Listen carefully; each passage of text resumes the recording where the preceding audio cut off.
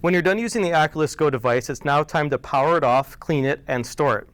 So what you'll do is you'll first power off the device by pressing the power button at the top of the Oculus headset.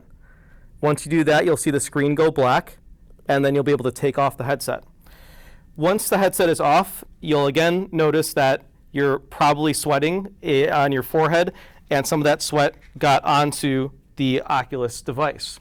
So what I'll do is I'll take a wipe that's located at your stations, and I will clean the foam insert within the Oculus device.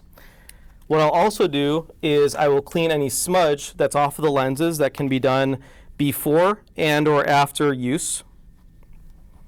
Okay, like so. And then I'm going to plug in the Oculus device to keep it charged, like so. And then we're going to hang this up. Next, I'm going to take another wipe, and I'm going to wipe down the Oculus controller, like so. And then we will also hang this up on the same hook as the Oculus headset.